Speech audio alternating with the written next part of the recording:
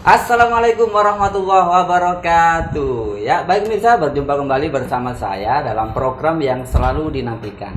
Ya, program yang selalu dirindukan. Ya, Girmani Inspiratif, inspirasi untuk kamu. Ya, pada kesempatan kali ini edisi spesial, saya dan tim Girmani Inspiratif berkesempatan mengunjungi kediaman beliau Ketua Yayasan Persada Al Haramain Surabaya. Ya, beliau adalah Dr. Haji Suharjupri MSI. Baik, langsung saja kita mengobrol dengan beliau.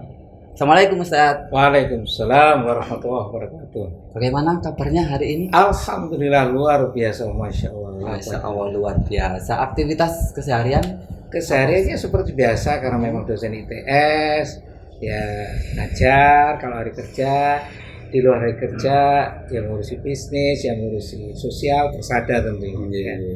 Masya Allah, luar biasa. Baik, ini tadi kan jenengan sudah menyampaikan ngajar gitu ya, aktivitas yang keseharian. Nah, ini sudah berapa lama ini jenengan Ngajar itu kalau dihitung dari ngajarnya, 81 dari Jember di Surabaya itu sudah mulai ngajar. 81 ngajar apa? Ngajar SD, pernah ngajar TK, SMP, SMA. Itu ngajar dalam arti sebelum jadi dosen. Oh, gini. 81 mahasiswa ITS sudah ngajar, 86 lulus langsung ngajar jadi dosen ITS. Jadi tepatnya sejak 1986 ngajar di ITS. 86 ngajar ITS, 81 Sampai sudah hari mengajar betul. SD, Mas. SD, TK, SD, SMP, SMA udah pernah ngajar. Pengalamannya sudah luar biasa pemirsa beliau ini. Iya, luar biasa. Baik, ini kami dapat informasi begitu dari beberapa mahasiswa jenengan. Dalam mengajar itu Pak Jupri ini lebih sering memberikan motivasi hidup. Padahal jenengan ini adalah dosen matematika. Nah, apa definisi sebenarnya mengajar untuk Pak Jupri itu sebenarnya? Ya, jadi kalau versi saya mengajar itu tidak sekedar mata kuliah atau mata ajar atau pembelajaran, tapi harus diajarkan bagaimana kehidupan itu sendiri. Contoh, matematika, kalau misalkan saya bilang ekspektasi gitu ya, pasti semuanya bicara tentang rumus ekspektasi, EX, sekian-sekian. Itu selalu saya kaitkan dengan kehidupan. Sehingga mahasiswa itu akan bisa lebih lebih paham, oh ternyata ekspektasi di kehidupan itu seperti ini. Misalkan lagi, kalau misalkan saya waktu itu anak TK, saya ajari tentang penjumlahan apa itu. Saya angka iya, tetap saya ajari angka. Tapi mereka saya ajak ke kolam. Ayo saya lempar di situ ikan-ikan, anak-anak ngambil kan, ngambil gini kan nggak ngerti apa, pokoknya ngambil. Kalau sudah ngambil itu berarti 1, ngambil lagi. Oh berapa ini? 2, oh berarti 1 tambah 1, 2. Loh kok ojol? Berarti dikurangi 1 dan sebagainya. Sehingga lebih aplikatif, sehingga mereka tidak bosan, tidak apa. Akhirnya matematika itu menjadi pembelajaran yang menyenangkan. Karena selama ini kan maaf guru-guru matematika mulai dari TK, SD sampai perguruan tinggi rata-rata ngamuan. Nah itu kita berubah semua seperti itu saya coba. Ya, apakah semua dosen guru merubah saya juga nggak tahu. Tapi saya merubah gimana caranya anak didik sampai mahasiswa itu pembelajaran matematika enjoy. Nggak mudah dicerna. Oh ternyata aplikasi ini. Oh ini. Selalu begitu. Apakah di awal, di tengah, di akhir, mesti saya akan cerita tentang kehidupan. Tidak hanya mata kuliahnya, mesti bicara tentang kehidupan. Berarti yang tadi yang terkait guru rata-rata matematika itu rata-rata ngamuan. Wah, kesindir saya. Ya, rata-rata begitu. Ya. Karena eksak kan. Ya, baik. Ini Ustadz, saat kuliah pernah menjadi OB untuk membayar kuliah. Padahal ini orang tua jenengan ini mampu untuk membiayai kuliah. Nah, ini ceritanya seperti apa? Ya, jadi sebenarnya orang tua kami itu kaya banget. Cuman kami ingin tahu hidup itu apa. Kelas 2 SMA sudah minta untuk supaya nanti kelas 3 itu dibiayai aja sekali. Setelah itu saya akan coba mencari. Alhamdulillah. Jadi karena memang lulus SMA belum punya keterampilan, jadi kita cari office boy, terus jadi operator telepon, administrasi, targetnya jadi direktur. Ternyata kepenuhan semua. Masa awal luar. Jadi office boy kenapa kok langsung kerja office boy? Karena lulus SMA belum punya skill. Dan memungkinkan 81 kita kerja. Kenapa? Kuliahnya jam 7 sampai jam 1. Jadi office boy-nya atau administrasi atau apa itu kerja mulai jam 1 sampai jam 5. Jam 7 sampai jam 9 itu privat, matematik, fisika, kimia untuk anak-anak SD atau anak apa gitu. Jadi tidur sampai kos-kosan sekitar jam 10, nanti jam 2, 3 ketemu sang Allah ya dengan tahajud. Itu rutin tiap hari. Kami yakin kalau belum waktunya mati nggak mati. Kenapa menempa diri kayak gitu? Supaya fightingnya, struggle-nya itu memang saya asal betul di situ. Ini quote yang sangat luar biasa ini. Buat pemirsa di rumah juga harus. Kalau nggak waktunya mati ya, nggak mati luar Jadi biasa. artinya ayo Yang punya luar biasa. kemauan, mampu pasti nanti muncul. Kuncinya di kemauan, bukan kemampuan. Mampu itu adalah proses dari kemauan. Konsepnya lagi yang kedua adalah sebenarnya diskusi ya. Aku tergantung prasangka hambaku kata Allah. Kalau pakai bahasa Inggris, we become what we think about. Kita menjadi seperti yang kita pikirkan. Mas, ilmu luar biasa ini pemirsa ya. Mohon disimak baik-baik di rumah. Ya, tuh. Kurang lebih itu. Kenapa kok dari bawah? Karena memang ingin menempa. Tapi itu memang kemauan diri sendiri. Kemauan dan dimarahin orang tua, tetap dimarahin sama orang tua. Tapi akhirnya bisa mengerti. Bahwa begitu kurang, aku pasti kontak. Tapi enggak. Sama luar biasa. Ya ini, Ustadz, selain mengajar, dengan juga memiliki usaha di pengembangan software tiket. Ya, jadi pada saat itu kami memang jujur jiwanya jiwa bisnis. Jiwa bisnis ya. Ngajar itu ya nggak tahu mana yang sampingan, ngajarnya apa bisnis saya nggak tahu. Dua-duanya membentuk diri saya, sehingga bisnis itu mahasiswa sudah bisnis. Ya, singkat cerita setelah lulus ketemu dengan orang-orang itu ada yang dari elektro, dari IT dan sebagainya. Itu bahkan satu tim ada beberapa profesor saya dijadikan jadi kepala proyeknya. Nah dari situlah ilmu berkembang sampai akhirnya dengan teman-teman yang lain bikin peralatan SPBU, ada tiket printer, tank monitor, accounting system dan sebagainya. Jadi kalau saya pas presentasi gitu, satu pun tidak ada yang pernah mengatakan saya itu orang matematik, nggak pernah. Mesti ini nggak marketing, hubungan internasional, bla bla bla gitu. Karena mesti jadi marketingnya. Iya. Perang ini sih jadi HRD pernah, finance pernah, di kondisi tentang bagaimana politik kontrol juga pernah. Ya nggak tahu, pokoknya ingin mencoba aja. Berarti pada saat yang usaha tadi itu sudah lulus itu ya, sudah lulus. Di kampus atau masih belum? Oh, tetap jadi dosen, tetap bisnis. Makanya saya waktu itu kenapa saya nggak mau jabat? Karena saya bisnis di luar memang jalan. Jadi keliling se Indonesia. Jadi sama-sama jalan gitu ya? Ya sama-sama. Tapi tidak pernah mengganggu tentang jadwal ngajar. Nggak pernah. Selalu bahkan lebih 100%. Itu bisa ditanya lulusan kan. Luar biasa. Ya setiap pagi Ustadz istiqomah mengirim sejenak pagi. Nah ini juga di grup-grup kita, di grup-grup guru-guru juga setiap pagi insya Allah di-share di WA. Nah apa yang mendasari jenengan untuk membuat seperti itu? Jadi sebenarnya awalnya itu hanya untuk istri dan anak-anak. Mulai dari pager, titit itu, sampai HP jadul SMS, sampai BlackBerry, sampai anak saya. Kalau ngirim gitu jangan gitu Pak. Ada yang terbaru lagi. Ya muncul sekarang medsos itu. Akhirnya ganti HP sampai cari HP yang tercanggih. Kenapa? Awalnya itu bisa sampai 2 jam saya hanya khusus sejenak pagi. 2 jam. Sekarang setengah jam itu kalau WA ya. Grup share itu WA sampai 15 grup. Per grup itu 256. Oke? Anggota. Share tok ya. Itu tinggal 256 kali kan berapa? 15. Yeah. Sedang grup aktif itu ada sekitar 20. Jadi tinggal notal aja itu yang WA. Ada Telegram saya masukin, Line juga saya masukin, terus Facebook saya masukin. Tujuannya cuma to give. Kenapa to give?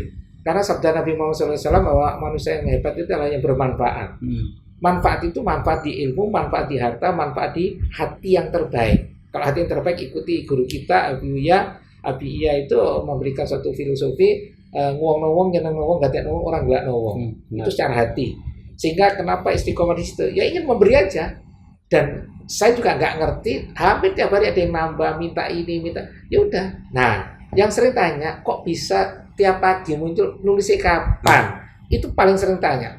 Saya bilang ini zaman-zaman IT. Saya itu orangnya nggak bisa nganggur. Jadi kalau udah nganggur gitu, di bank, di apa, mesti saya nulis, dikirim ke Google. Nah, jadi email saya sendiri, tiap pagi diam sebentar, temanya apa ini? Langsung ngambil di emailnya sendiri dan baru share. Gitu. Jadi setiap hari itu pasti ada tulisan yang harus kita tulis. Nah, bukan tiap pagi. Jadi pas nganggur nulis di email, ngirim ke email saya sendiri. Pagi cuma cari tema aja, enaknya apa ini? Oh tentang semangat. Oh ini oh suami istri tentang. Gitu itu ngambil di email tadi. Berarti tidak harus yang setiap hari kirim, itu tidak harus ya. Berarti itu nabung dulu. udah tersimpan di Google email itu. Google ini tinggal ngambil Tinggal aja ngambil. temanya Nah, apa. orang seringkali salah di situ. Kapan nulisnya? Yo, kalau nulis Iya. pagi itu nggak nutut. Iya benar. Nah, ya itu saya juga sempat kepikiran seperti itu, Ustaz. Kan tulisan di setiap pagi itu kan juga lumayan panjang kan gitu. Lumayan Kalau panjang. temanya lagi tema memang panjang, kalau Iya. pendek ya pendek. Hmm. Niatnya hanya cuma satu, to give. Bahkan pernah saya matur ke Abi, saya kok ingin berhenti ya sejenak. Ditanya begini, kenapa kalau pakai baju? Kenapa kok berhenti? Saya takut diri saya gini. Loh, kembali pada niatnya apa?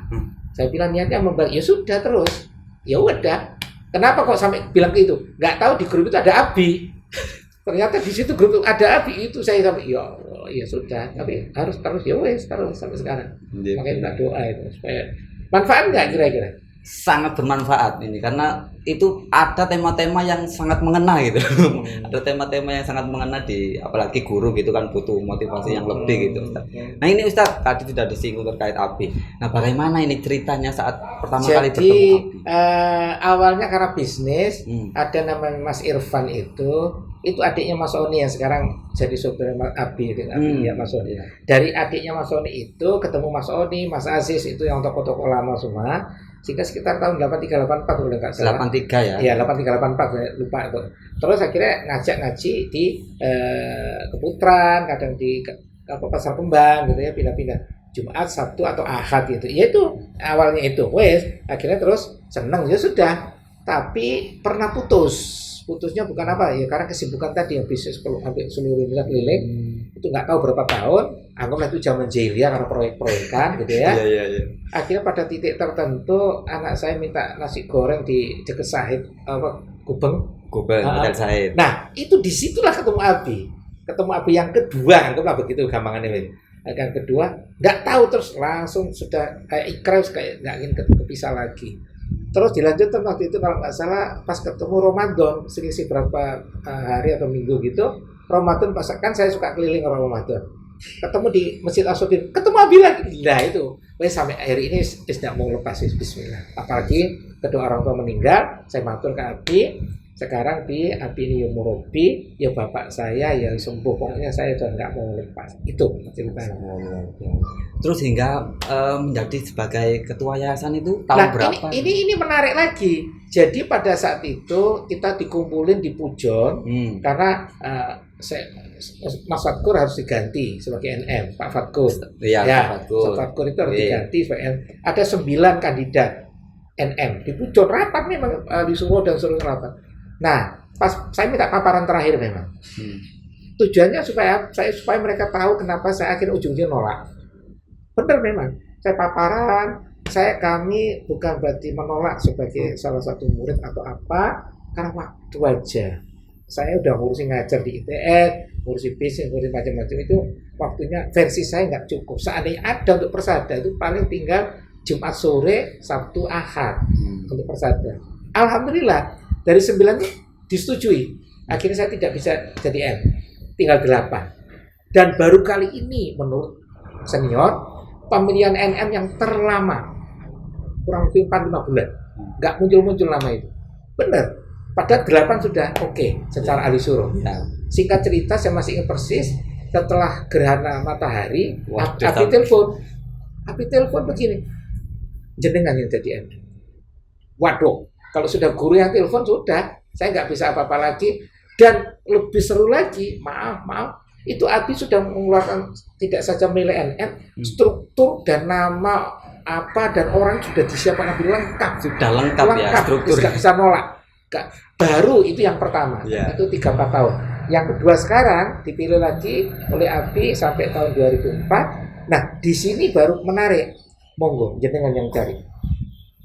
Jadi jenengan yang Ya cari akhirnya yang cocok sama saya ini. Jadi selama periode yang pertama saya mimpin NM itu semua struktur sama orang Abi yang pilih. Nah, Ya, terus pokoknya samina wa ta'na. Sekarang lain lagi. Begitu ditunjuk yang kedua, Ali Surah itu mau lapor bahwa Pak Jupri begini. Abi jawabnya begini menurut Ali Surah, Mas Imam sebagai wakil Abi. Tadi ngomong apa NM enggak ono wis gawe SK, tetap Pak Jupri. Itu padahal mau melapor, belum sempat cerita. belum seperti itu. Dipilih, nah sekarang justru Mirs ini terus ternyata itu saya tunjukkan ke Abi istiqomah, lu alhamdulillah cocok semua, ya sudah jalan sampai sekarang. Dasarnya apa? Saya nggak tahu. Itu Abi yang tahu. Masya Allah, luar biasa. Jadi SK-nya bisa saja seumur hidup. Oh alam, nggak tahu. Seumur hidup luar biasa. Ya, alam, nggak Baik, tahu. ini Ustaz, kita di Gilmani Inspiratif. Nah, ini Gilmani itu di mata panjenengan bagaimana? Jadi karena konsepnya adalah konsep dari Abi, Yeah. saya paham persis bagaimana Abi. Karena Abi itu dari Abuya diperintahkan bahwa dakwahnya tidak hanya ponpes, pondok pesantren, itu pujon. Tapi kaki yang lain harus menggarap yang namanya mahasiswa. Saya produk mahasiswa. Dan ternyata muridnya Abi itu ada dua memang, tentang pondok akhirnya muncul dai-dai, tentang ini juga muncul, diharapkan muncul pemimpin-pemimpin. Jadi pada saat beliau di Indonesia pulang itu betul di Surabaya nggarap tentang UNER, ITS, UNESA dan UIA, pokoknya mahasiswa dikumpulin begitu. Nah, santri yang tahu persis kayak itu yang barusan meninggal Ustadz Arif, terus ada lagi Mas Aziz, itu senior-senior semua. Itu garapan-garapan tentang yang di kampus. Di pondok itu di pujon. Jadi Abi dua kaki. Pujon itu mandekani untuk nyetak dai, yang di kampus diharapkan ada itu pemimpin-pemimpin. Ya itu aja. Ya semenjak itu terus berkembang Abi sampai sekarang. Nah khusus Gilmani karena konsepnya dari Abi, maka mulai sekarang sudah mulai masyarakat mulai senang. Kenapa? Di situ ada Al-Quran, di situ ada akhlak, penekanannya, dan itu di tempat lain maaf mungkin kurang diperhatiin. Benar. Padahal kalau menurut hitungannya para senior kita atau Abu Yazid Maliki pernah ngendiko bahwa ilmu itu di bawahnya akhlak. Artinya akhlak itu harus di atasnya ilmu. Dan itu di Gilmani sudah dibentuk. Bagaimana gurunya harus berakhlak, bagaimana rutinitas keseharian saya lihat itu luar biasa. Sehingga sekarang masyarakat malah berlomba-lomba mau ke Gilmani. Karena terbukti. Ya awal mungkin nggak ngerti sekolah nopo toyo gitu. Nah dari TK-nya, dari SD-nya. Cuman sebentar lagi kita akan siapkan SMP-nya, insya Allah kita siapkan perguruan tingginya, insya Allah. Semoga bisa cepat sana. Amin. Insya Allah luar biasa. Itu pandangan tentang saya Gilmani itu. Pasti. Nih Ustadz Jupri ini selalu semangat menjalani hidup. Nah ini mungkin juga pemirsa, saya sendiri, ingin moto hidup yang digunakan itu seperti moto apa? Moto hidup saya cuma dua. Hidup sekali berarti lalu mati. Hidup sekali kan di dunia ini. Ayo bareng-bareng berarti. Jadi apapun. Bahasa saya, kalau kita tidak berarti, kita sebagai hamba untuk jadi apa? Karena apa? Pasti mati. Itu moto pertama. Yang kedua, kenapa saya harus bisnis, harus macam-macam saya lakukan gitu. Moto yang kedua, kok rezeki, buat prestasi. Saya tidak pernah berpikir uang, tapi saya selalu berpikir prestasi. Prestasi apa? Terserah. Contoh yang konkret kemarin, 2 pasangan putri, miliarder hari ini, prestasi di bidang olahraga. Silakan prestasi apapun, semua orang punya potensi, tinggal menggali aja passionnya apa. Rezeki mengikuti. Jadi nggak usah mikir uang. Nah, sehingga akhirnya saya pilih akhirnya bahwa proses itu milik manusia, niat, usaha, doa, tawakal, hasil itu milik Allah. Ojo dicampur wis. Jadi untuk hasil biar aja Allah. Loh, nggak pernah gagal. Sopo ngomong. Saya pernah gagal berapa kali, tapi olah apa diceritakan? Ceritakan yang positif. Sehingga dari 2 statement itu akhirnya saya selalu bilang, kalau kamu mau sukses, sukseskan orang lain. Kalau kamu mau bahagia, bahagiakan orang lain. Itu to give. Jadi setelah saya rambut ini, keimanan, ketakwaan itu kuncinya adalah di orang harus bisa memberi. Memberi apa? Tadi balik lagi di awal. Ilmumu tokno, hartamu tokno. Ini konteks dengan kontennya kena dengan Al-Imran 134. Ciri-ciri orang bertakwa itu 3 poin. Loman, tahan marah, dan memaafkan. Loman, tahan marah, dan memaafkan. Itu Al-Imran 134 itu ciri takwa. Nah, itu yang saya mainkan di kehidupan, sehingga saya dimanapun saja kalian ketemu saya, ya segini selalu dalam posisi semangat. Gak akan pernah ketemu saya sedih, perengut. Itu saya kalau sedih perengut dengan Allah aja, ngapain dengan orang lain. Luar biasa kalau bisa seperti jenengannya Mas, luar biasa. Jadi hari-hari itu selalu happy. Ya happy, karena secara psikologi juga bisa, silakan cek di ilmu kedokteran. Kalau orang berpikir positif, itu nanti seluruh tubuh akan positif. Sehingga di sisi lain saya juga punya ada konsep yaitu ERO. Semua manusia punya event, semua manusia punya outcome, tapi ternyata outcome hasil itu tergantung respon kita. So, dalam kehidupan saya nggak pernah saya merespon negatif. Walaupun mungkin banyak yang membenci, mencaci, menggoli, urusan mereka. urusan saya merespon Yang positif. penting sikap kita, respon kita seperti Harus apa, positif, mungkin. harus positif.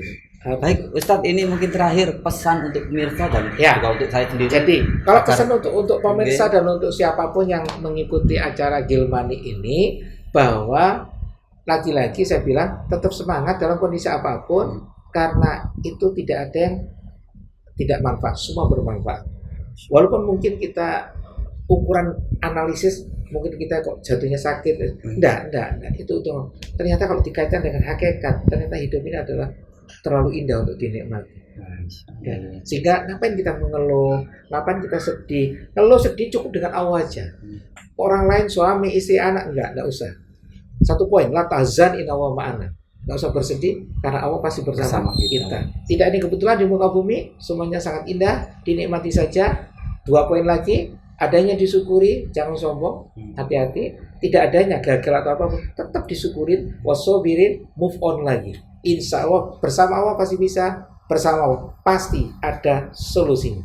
Masa Allah, sangat inspiratif sekali ini. Ya. Baik, terima kasih Ustaz. Sami-sami. Terima kasih, kita sudah dijamu sangat luar Ya, biasa ini. Alhamdulillah, mudah-mudahan manfaat dan doa. Amin. Baik pemirsa, demikian tadi perbincangan kita dengan Ustadz Dr. Haji Suharjupi. Semoga ada manfaatnya dan semoga memberikan manfaat untuk kita semua. Dan sampai jumpa di tayangan-tayangan berikutnya. Assalamualaikum warahmatullahi wabarakatuh. Waalaikumsalam. Bye-bye.